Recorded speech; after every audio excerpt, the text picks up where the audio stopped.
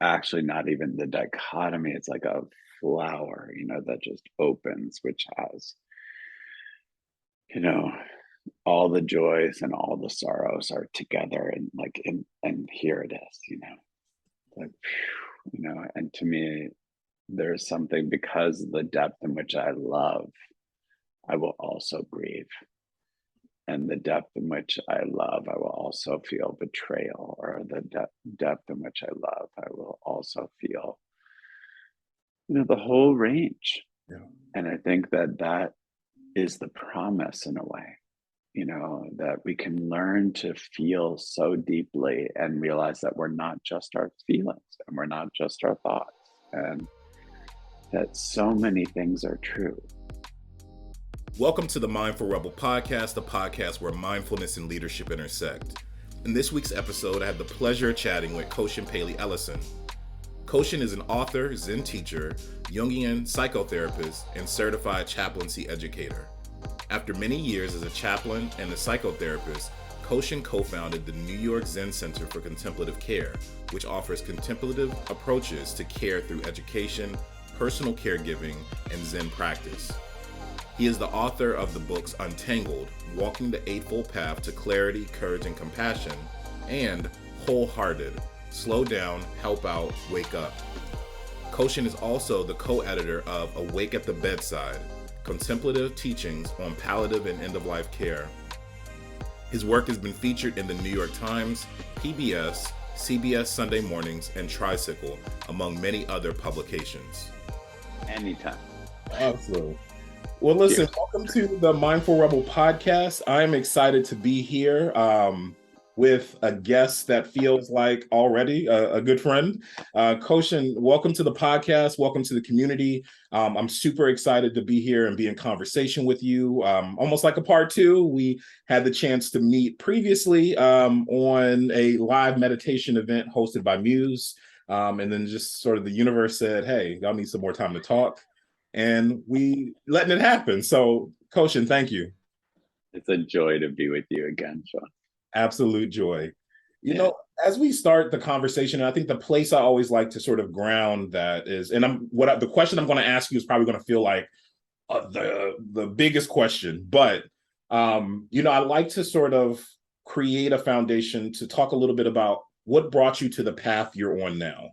And I know that sounds like a big question, and it could be like figuratively, literally, but like understanding sort of where you are now and the work that you do, like what brought you to where you are now? And just, we think about the establishment of the New York Zen Center for Contemplative Care, the books that you've written, the amazing faculty positions you have across a few different universities. Like what brought you here to this point, and sort of what does that mean and feel like for you?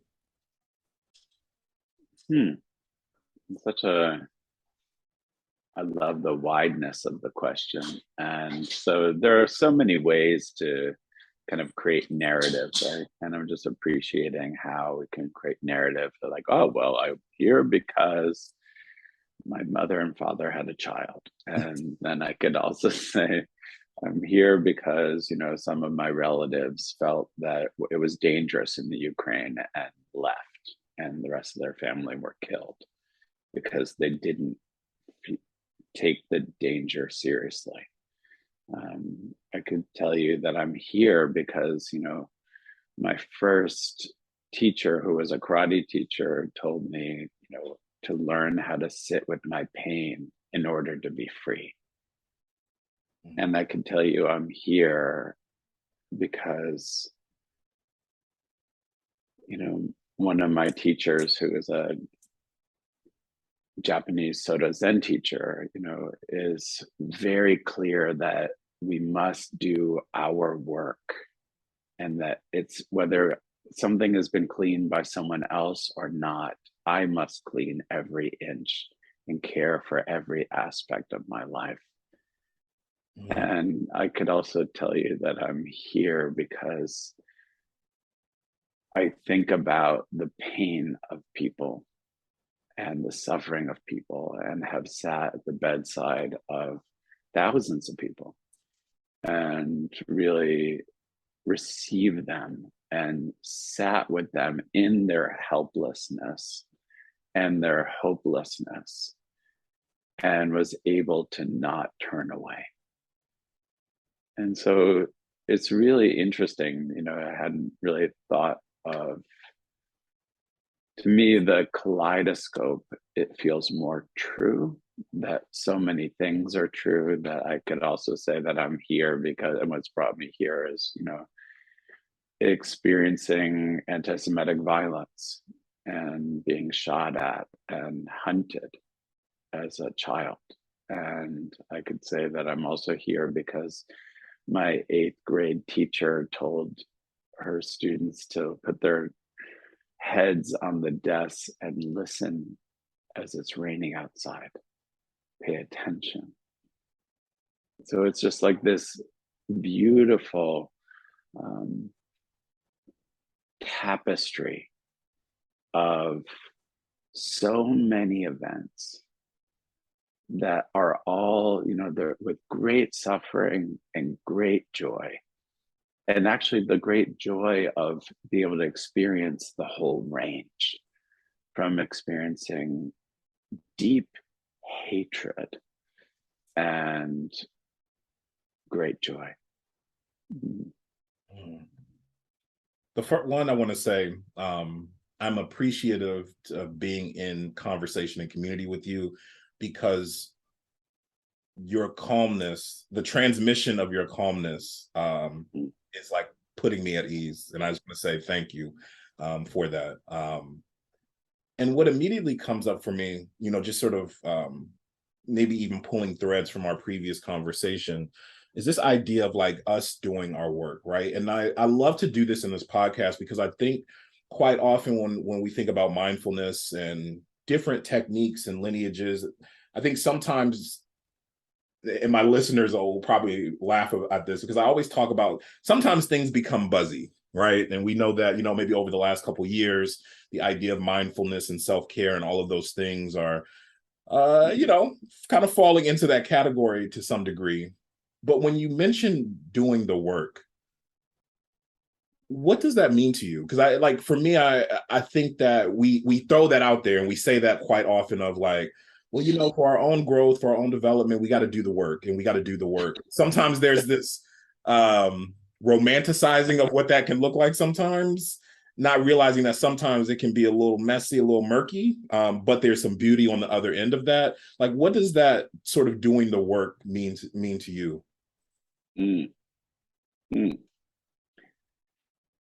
Yeah, so for me, it means a lot of different things, but the main thing that comes to my mind is responsibility.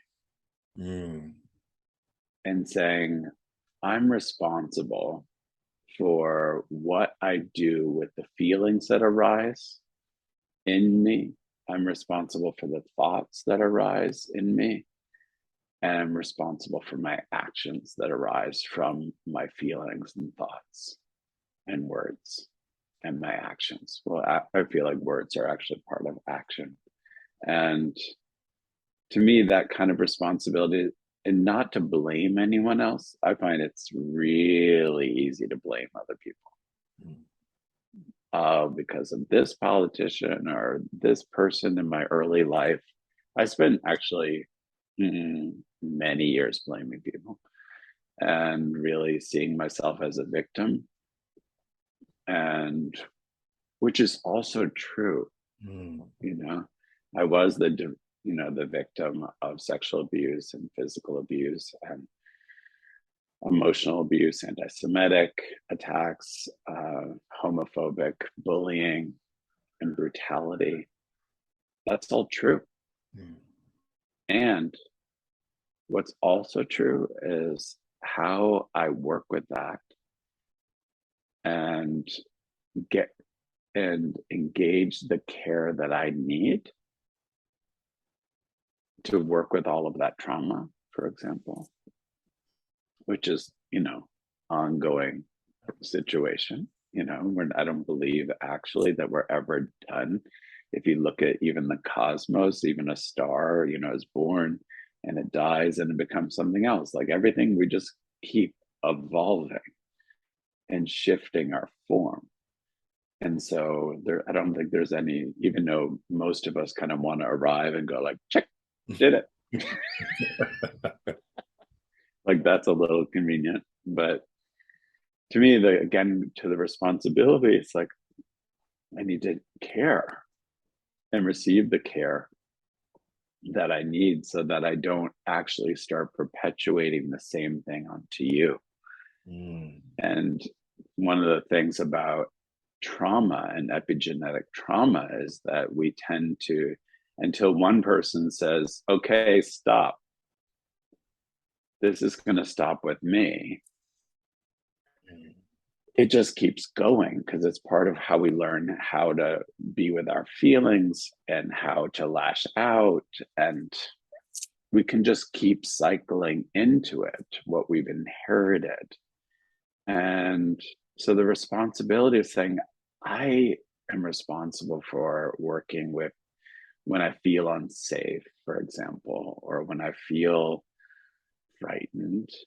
And all of that is true. That I can really say, like, well, what else is true when I'm feeling scared? So I can be scared, and what else? Oh, look at your face, Sean. Like, so good to see you. And so like that's could be also true at the same time.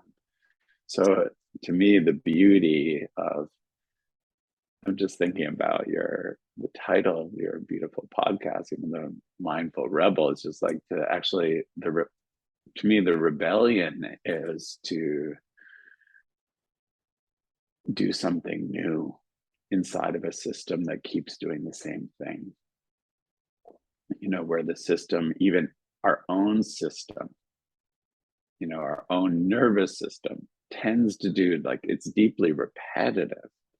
And so that mindfulness and the rebellion, even in yourself, to be like, that I'm feeling that trigger, I'm feeling that challenge. Whoa. And what else is true? How else can I connect here? I'm feeling all that charge. I'm feeling all that, all of it. And what else is possible? So that responsibility to me is really how the work is moment by moment. The work is saying, I am responsible for what I do with this right now.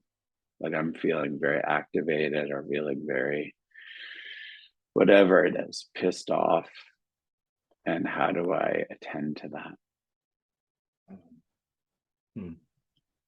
I'm sort of receiving that. Thank you. One of the things I want to sort of talk a little bit about, you were knocking on it here, in what you just shared, but I always think about this idea immediately of Pema Chodron's sort of work around like sitting with discomfort, right? Like the idea of sort of sitting with the things that are not the desirable things, or maybe the more unskillful sort of ways of being, and sort of investigating a little bit more. And I talk a lot about that myself, but the question I always get asked is like, yeah, that sounds cute and that's a nice idea, but like how do you really do that? And I would ask, someone who is in the work that you do, like, do you have tips for folks that are working through that, like are sitting with it and are noticing it, and are becoming aware? Maybe that's the first step, right? I'm just aware that what's happening right now is uncomfortable or is presenting a level of discomfort. What would you say would be next, or maybe a tip for folks maybe moving through that process? Yeah, as I have just begun, after finishing writing this book and then reading it, there was something about saying it.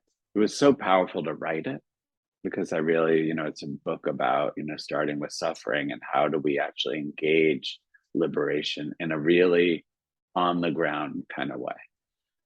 But then it was actually, what was tremendously powerful was reading it for the audible version of it, there's something about saying these words, saying it out loud. And I was like, I said that, I said it, and there was something about just that, again, kind of staying with that theme of responsibility and just saying, yes, that is my understanding. And that was my experience. And so I think in some ways, and learning how to say those things to the people dear to me too. And so maybe some of the tips are write it down, allow it to be true, allow it to be seen, and then say it. And then just say it also and cultivate relationships where you can be with someone who's like, I want to hear your whole story as you're understanding it right now, knowing that it may change, even if you told the story again in 5 minutes. Mm. And so to me, it's like that 3-part experience of writing it down, saying, it happened, saying it and cultivating community, even starting with one person who you can really share what's like really juicy and true, and maybe like searingly painful and true. Yeah. I appreciate you sharing that. It's very reaffirming. In the last few weeks, for some reason, I've had a very strong resistance to journaling and writing down, especially after like meditation practices. And just because of that resistance, part of my work has been, because you don't like to do it, you're going to do this after you meditate, right? It's like, you don't like to do it. So there's something there that's saying, don't do it. So we're going to investigate what that is. And I realized that it's been so much more helpful, not only writing it down, but then actually going back. Like if I meditate in the morning, I'll write. And then before I go to bed, I'll go back and look at it. And even that, there's just like, that's how I felt this morning. And that's how I felt in this moment. There's some space between it. I feel a lot different now, but I can honor it with what I see on the paper. And it's even giving me space to sort of like, you know what? And tonight, I'm going to leave it there, right? I'm going to close that journal and leave it there. And it's been such a beautiful process in doing that. So I appreciate you sort of bringing that into the space, that idea of us like honoring it and looking at it and sort of investigating what's there. Sometimes we like to keep it all up here. We just, keep it all in our mind. In our little prison, in our 5-pound prison. But I feel like actually in some ways that's part of I know for myself, that's definitely part of where it becomes more suffering, where I like keep it in my little 5-pound prison in my brain, and how powerful that is. And really learning how to say like, well, what else is possible here? Do I really need to do that? Do I need to keep it inside? And to me, that's part of the writing and I think maybe I was just getting that from just being with you and just feeling with you. Because to me, that's the beauty of relationship. And sometimes it's not even what we're saying. It's just like the space between us can really create more truth and more connection. And I felt this way from the first time we met. And it was just like, oh, wow, hello. And this like incredible sweetness and connection. And it's rare, I think. And to open to that. And so learning how to drop into, writing it down, dropping into saying it. And I want to tell you about it. And can you listen to this? And then I'd love for you to share something that from you that resonates from your story. Thank you. I'm taking it all in. I'm just excited for this conversation. And I want to sort of talk a little bit, you alluded to it, but I want to, center in the conversation about your book, Untangled, right? How did that, I know this is not your first book. And just sort of knowing where we are socially, culturally, where things are moving, what sort of brought you to the book? Like, how did it get How did it get birthed in this moment? I really trust how things unfold and allow for a surprise. And to me, I don't think of myself as so bright, but just pretty good at listening. Mm. And I like to listen in a kind of wide horizontal and wide vertical way. Like to hear what I'm saying underneath what I'm saying. Mm. And I just found myself when I was about 10 years old, returning to this moment when I was 10 years old, and we had this Encyclopedia Britannica when there were actually books, remember it? Yep. Which just means I'm old, so like I remember the facts. It was like, yeah, I remember. Yeah. Mm-hmm. Yeah. And when I remember reading about Buddhism, and there was like the Four Noble Truths, and just reading where, the first one was that life has suffering. And I just remember, I still can recall, I have such kind of visual memories of myself and my experiences. So I just remember feeling the stunning of, and saying literally out loud, thank you. Because I felt like I grew up in a world where with super well-meaning people who allowed really terrible things to happen. And, to this day, they're like super great people, great values, but, and so and always being told what I was seeing was not really happening. Mm. The abuse that I was seeing was not happening. The abuse I was experiencing was not real, which is actually very common with domestic violence and sexual violence, is the kind of the gaslighting of like, this is not what's happening. What you think is happening is not happening. And so when I opened up that book and read, the Four Noble Truths and life has suffering, I was like, yes, it does. Thank you. And it just felt like one of the first times that I had felt acknowledged from an encyclopedia. Like clearly I was just looking for it anywhere and I was not really receiving it. And I did later on, a few years later, also from my uncle Victor, who was my great uncle who lived with us. And he survived being in a concentration camp because he escaped. And every day, he lived with us for a couple of years. Every day he would retell the same 3-hour story of the horrors and the beauty that kept him alive, that got him out of there. And it was really by mostly noticing small moments of beauty. That is what registered his humanity. When he was actually like thrown into a mud pile, I remember, and he saw this little tiny blade of grass coming up, one blade of grass beginning to emerge from the mud. And he was like, thank goodness. In the midst of literally this barrack, in a concentration camp, and just like seeing like that even there, a little blade of grass, one was emerging,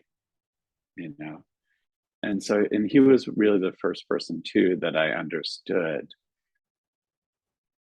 that in order to really see the beauty of life, we have to also acknowledge the terror and the violence and the insanity. In some ways, to see the beauty more clearly and to love more fully because of it. And so he was a tremendous teacher of that. And so those two memories kept coming back to me in the last couple of years of my Uncle Victor, actually just the tenor of his voice, and I could tell you that whole 3-hour story, because you heard it so many times, so if you ever have 3 hours. And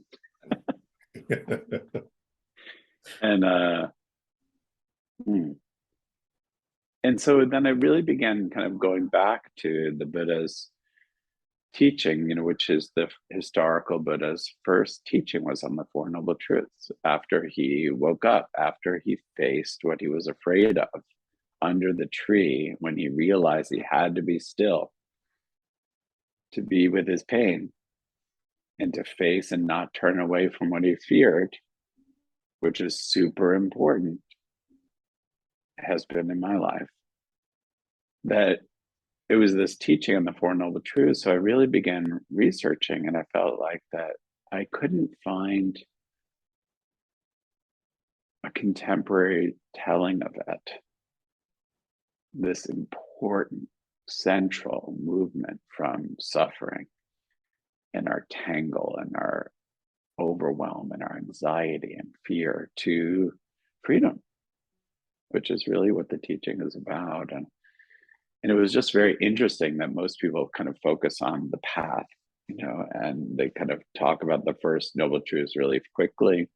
And so I knew I wanted to write into my own tangles and suffering to get a fresh eyes on my own experience.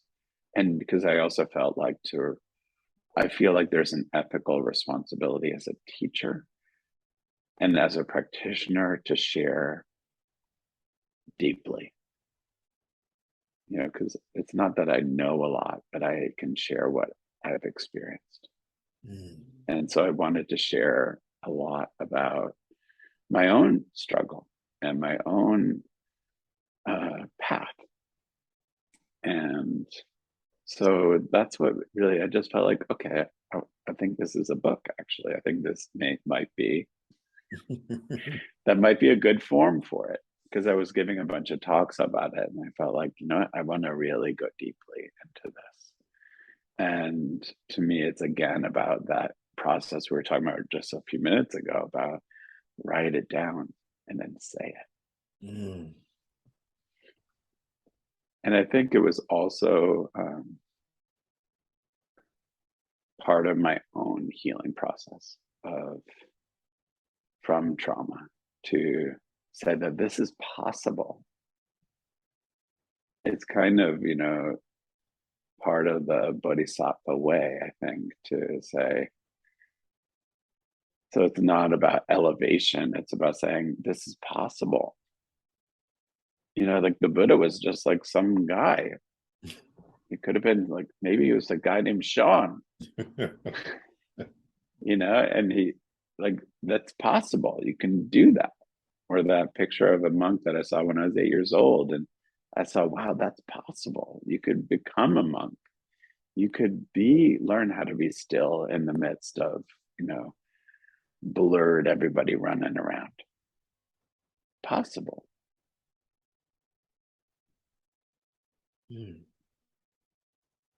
I wanted to share what's possible. As I'm listening, I feel like, and I was going to make a note of this prior to me asking that question, but I noticed like the through line to our conversation has been like responsibility and possibility, right? There's been this, every time I've heard you mention, like you've mentioned the suffering, but there's also the joy. Like there's always that dichotomy there, that it's like both are possible. And to your point, it's, as you were sharing your story, I could only sit and like smile, because it's like when I first started exploring Buddhism myself, and this was, when I was younger, well, still am. I'm like, there's books everywhere here. I was like, I'm a bookworm, nerdy kind of guy. And even that was something I picked up even as a kid. And my exploration of Buddhism was, when I found the Four Noble Truths, that was like one of the sort of eye-opening pieces for me, coming from a family that didn't talk about troubles and problems, even though we clearly were experiencing them. We just didn't talk about it, right? There was no conversation about it, because it's like talking about it is like, it's real, right? To actually see that acknowledgement, like number one, like it's not buried anywhere, but number one is, hey, suffering is a thing, and this happened, and this is happening to everyone, right? there was something Mm. really, really reaffirming to that. And Mm. even understanding it for me at first, I was like, well, damn, that's depressing. Like it was sad. But then, I had that sort of thought at first. I was like, well, geez. But, even in that sort of understanding that we can hold those things, multiple things at once, right? We can acknowledge the suffering and still realize that there can be happiness, joy, compassion, all these other things in the world, and we can give them sort of equal light as well. Everything is possible. That's like that to me. It's actually not even the dichotomy. It's like a flower, that just opens, which has, all the joys and all the sorrows are together, and and here it is, like, and to me, there's something, because of the depth in which I love, I will also grieve. And the depth in which I love, I will also feel betrayal, or the depth in which I love, I will also feel, the whole range. Yeah. And I think that is the promise in a way, that we can learn to feel so deeply and realize that we're not just our feelings and we're not just our thoughts, and that so many things are true. Like here I am talking to you in Atlanta, and I'm right beyond you is the Hollywood sign. It's like, that's also true. Like, how'd that happen? Right.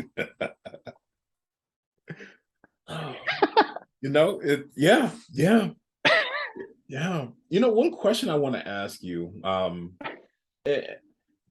and I like to ask this question because I think, I love to hear folks' perspective on this, but we talk a lot about like finding freedom, or like moving towards like a path of liberation. Like, what does freedom like mean to you? Like, as you sort of explore that along your path, like, what does that mean? I know that for me, that's been something that I've been sitting with a lot more and realizing, and I would say over the last 3 years, how that definition has like really sort of flipped on its head, sort of what that means and what that looks like. Like, how have you sort of been exploring the idea or concept of freedom?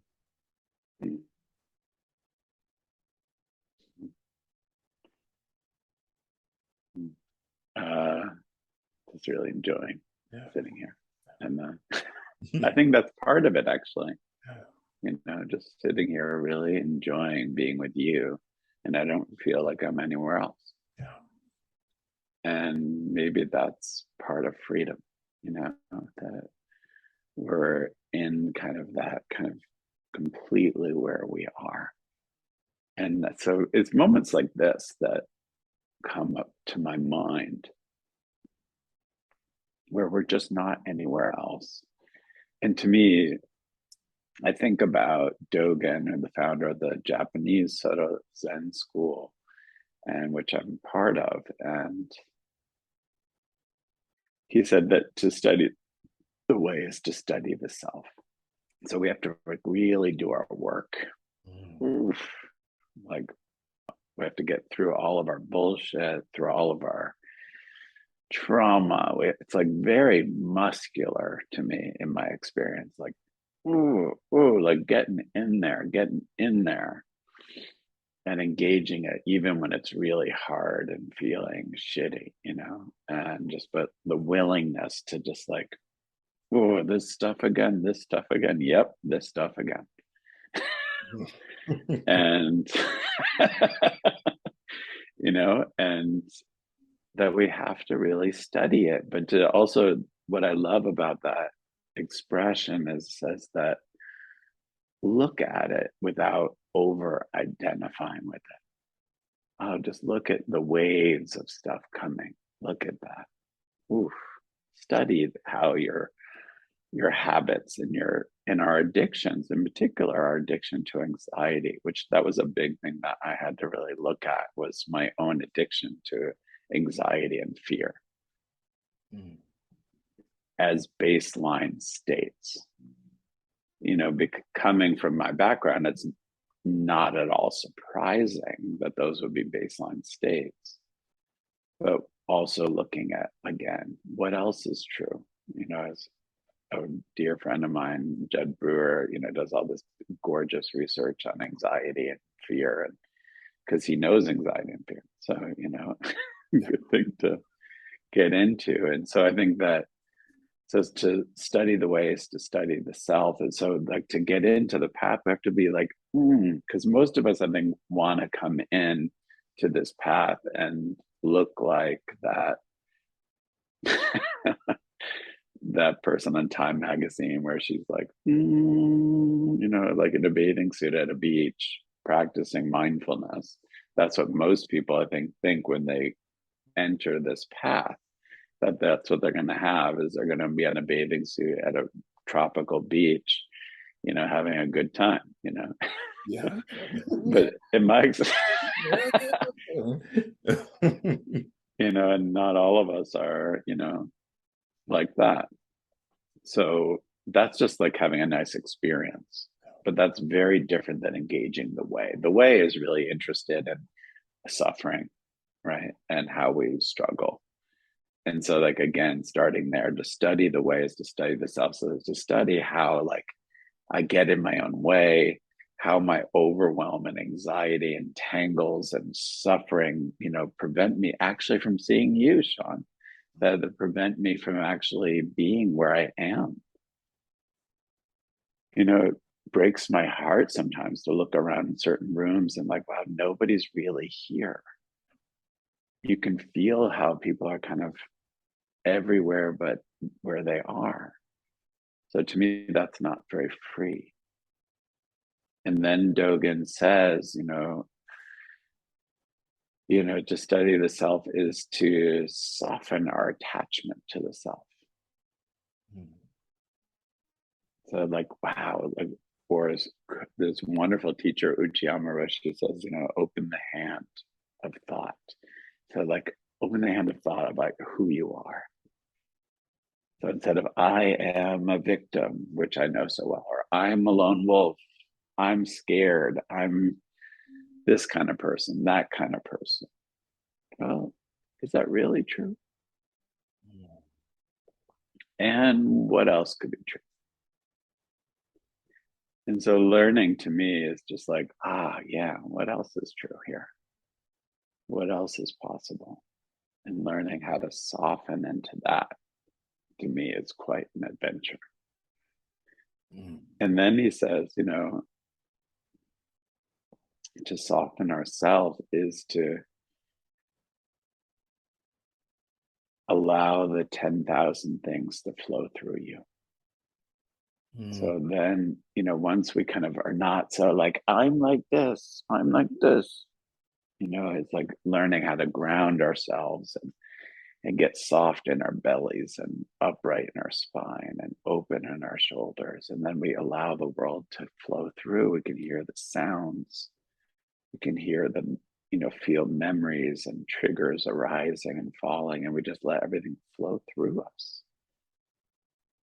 Almost like sitting on the bank of a river and just like watching everything arising and falling and flowing. Delicious. Yeah. And then, of course, we fall back into the river and then we're like, and then we can get back out, crawl back out, dry off. So to me, it's also like that. It's not like we're going to arrive and now I am free, but we can cultivate the conditions where we feel more free more regularly. And that has been true for me. But this is like in the Zen perspective, and they always say, try it for 30 years and then evaluate, because we tend to evaluate too soon, in my experience. Like we evaluate, like, how did this meditation go? And we like judge it. That was a good meditation or it wasn't a good meditation. Yeah. And from the Zen thing, it's just like, well, what would it be like not to evaluate or clamp down on the evaluation for 30 years? Ooh. And I think the wisdom is really about freedom, that often are, in my experience, my evaluation shuts things down in terms of shutting down possibilities of freedom. Because usually this practice is not comfortable, period. Not comfortable and not even fun. I'm just excited. Continue, please. I'm feeling you. You. Yes. Yeah, and to me, it's like, so the evaluation then kind of short circuits the whole situation, where we don't actually experience the freshness of the moment because we're too busy, like, oh, I like it, I don't like it, and that was good or not good. We like go into this like yeah. That actually goes into sort of what a question I was going to ask you. I work with folks quite often on, with Muse, and then sort of in my own space on like developing, a meditation practice. And, quite often I hear folks that's like, well, I tried it. My mind was kept going and it just is not for me. What tip would you give to someone? I know a lot of my listeners are folks that are, maybe flirting with meditation or flirting with mindfulness in a way that they're curious. And sometimes the podcast is a way to sort of, dive in a little deeper or explore a little bit more. So I would ask you, like, are there any tips that you would have for someone who might be approaching meditation, maybe for the first time, or maybe re-engaging it as a practice? Yes, but first I would say maybe they just also like to listen to you. I'll receive that. Yeah, because that would be, in my mind, really a good reason. Well, thank you. So just putting that in our soup here. And for me, there was a study done in the 80s that I think was super interesting, where they were asking people, the 1980s, not the 1880s. I'm not that old yet, but and but they did this study about like, why do people stop meditating?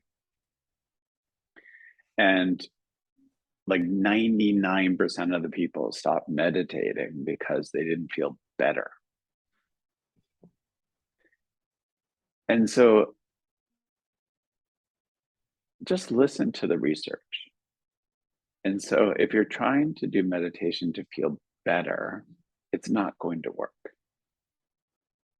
And understand we all would like to feel a little better.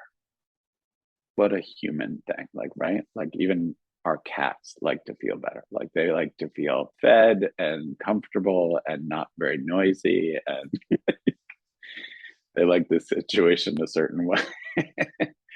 And at the same time, life has challenges and we have hard things to work with. And so to me, I always like to remind people that meditation practice, if it's really working, will get very hard, because you're going to see how distracted you are. You're going to start to see how aversive you are to anything uncomfortable. You're going to see how your brain checks out of attention because you get what's called bored.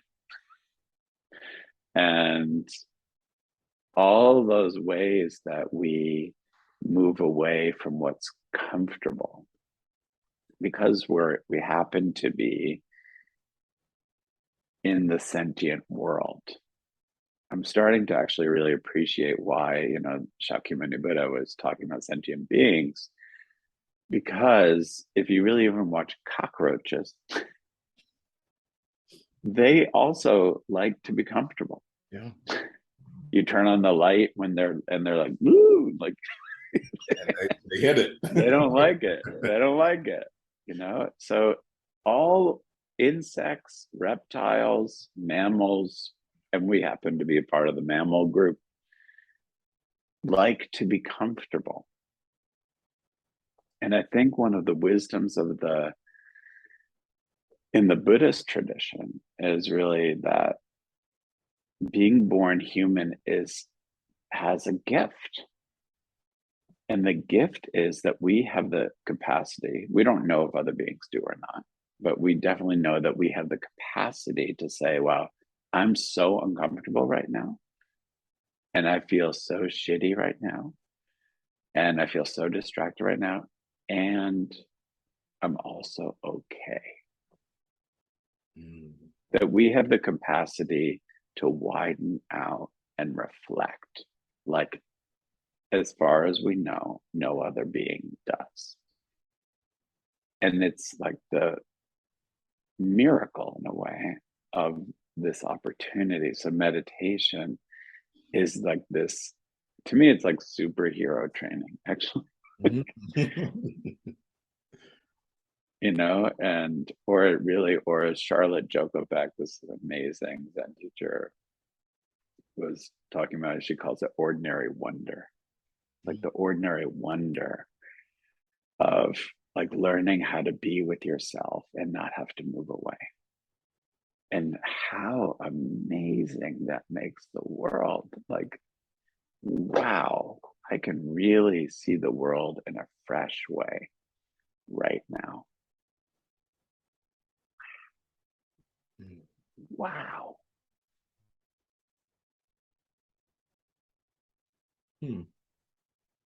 I'm taking it all in. I'm taking it all in. I say this all the time on the podcast that, like, my listeners are probably like, stop saying this. We know this. Every episode you say it. But, I feel like every time I'm in conversation with one of my guests, it's like there's something that they say that it's like, it's definitely something I'm working through at the moment. And yeah, you're hitting the nail right there on the head. Lay it down, Sean. One of the questions I want to ask you, before we start to wrap up our conversation is, I know that in your background, you've done a lot of work around sort of end of life care and helping folks, through the grieving process. And especially when I have folks that have been or are in that work, I like to ask this question, especially where we are now, right? Where I feel like over the last 3-4 years, we have just been experiencing grief on top of grief, on top of grief, on top of grief, on top of trauma, on top of trauma, on top of a lot of things layered. And that's just on a social level, right? We're not even talking about like what's happening on a day-to-day level, right? And so do you have tips for any folks who may be working through sort of the grieving process or may be adjacent to someone that they care about who might be working through the process? Yeah. It's ordinary. And beings have been grieving for their beings that they love for at least 50,000 years, as long as we know. And one of the most beautiful grieving rituals I've ever seen was this film about elephants who actually had this very deep grieving ritual, that the herd will return to the elephant. They have graveyards, and they will return, and each elephant knows the bones of their family, and they will go and caress the bones with the trunks. And they make these very particular sounds that they only make during that time, which actually sounds a little bit like wailing. And they return every year to the graveyard of bones. And then just to see the trunk slowly moving along, the bones of its mother or the bones of its sibling. And somehow they know. And somehow that film opened up something in me about grief, that, wow, elephants know it. And they honor it. And there's the stroking of those bones with their own bodies. Oof. So it still touches me deeply. And so as someone who has worked with many, many, many people, humans who are grieving, it's often really that we forget that this is just normal. To feel inconsolable. After my grandmother died, I was inconsolable. Fetal position on the floor, wailing and sobbing. And I felt so grateful because I knew that I had to go through it. And I know that that's also informed how I can sit with other people.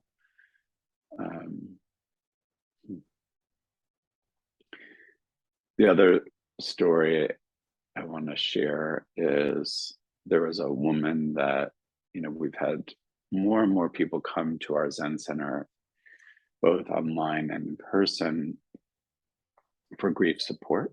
And more parents are coming because more and more teenagers are dying by suicide. As we're talking about, because this whole world is very kind of traumatized. Yeah. And some of the people who are in some ways most vulnerable to that are teenagers who are trying to find what is this world and what's my place in it. And this mother came and who was quite composed and quite put together, and we went in and just to meet together and sit together. And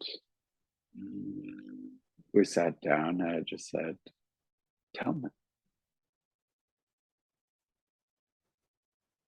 And she just began to wail and she began to sob. And she was very kind of well-appointed person, really well-dressed and manicured, you could say. And it was amazing. She wailed and beat her chest. And she got really snotty and crying and sobbing and wailing. And it really felt like it could be any time. This could have been 40,000 years ago. This could have been 100 years ago. Of a mother losing her child and really learning how important it is just to allow that. And there was a box of tissues next to her, and how often we quickly offer that. I don't ever like to offer that. Make it available, but not offer it, because I often think about how we clean things up and how we don't like things to be messy. So in particular with grief, really allowing it to be messy and allowing it to be gross and allowing it to be. And when she finished, after about 20 minutes and just staying with her, just staying present,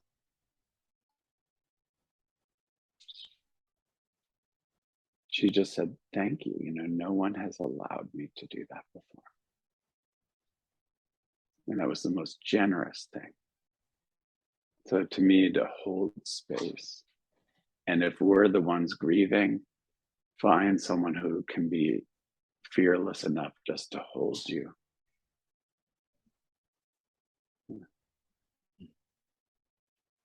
Thank you so much, Koshin. Thank you.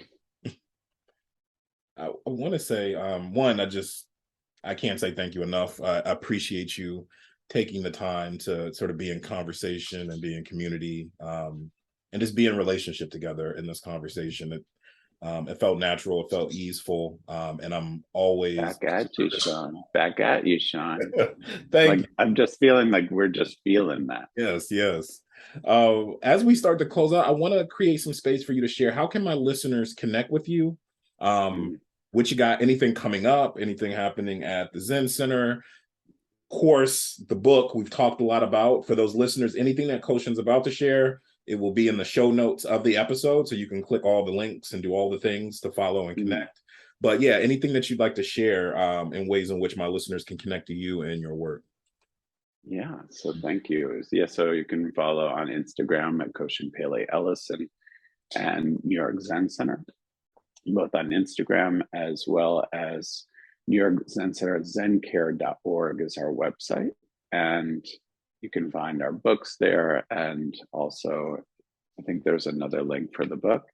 And we also have 3 programs. So one of them is that I'll highlight is our Commit to Sit. So starting in January, mid-January, we start a 90-day commitment to say, I'm going to sit every day and I'm going to be in community. And we have 16 teachers who will be joining us. And so it's just a really beautiful opportunity to learn from lots of different flavors. And you receive a little text every day, and there's a chance to meditate with others every day. So it's pretty sweet. And that begins in the middle of January, called Commit to Sit. You can find that on our website, as well as we have a program called Foundations in Contemplative Care for anyone who's interested in taking 9 months to say, I want to really investigate how I ground myself in practice and service. So like making that gap between what we say we believe and care about and how we're actually functioning. And that also can be found at zencare.org. Yeah. Nice. Listen, Koshin, this has been a pure delight. Thank you. I've sort of been excited for this all day today, and I'm just me too, eternally grateful to be in conversation and community. It is a real joy to be with you, Sean. Thank you. Deep respect to you. Thank you so much for listening to this episode of the Mindful Rebel podcast. Take a moment to go down into the show notes and follow my guests on all their platforms or check out their website, because I know you enjoy the nuggets of wisdom they shared with you in this episode. While you're in the show notes, take a moment and go to my website. That's seanjmoore.com to stay up to date on any upcoming offerings I have to share. And then also subscribe on your favorite podcast platform to catch the next episode of the podcast. Thank you so much, and until next time, move into the rest of your day with a greater sense of peace, clarity, and freedom.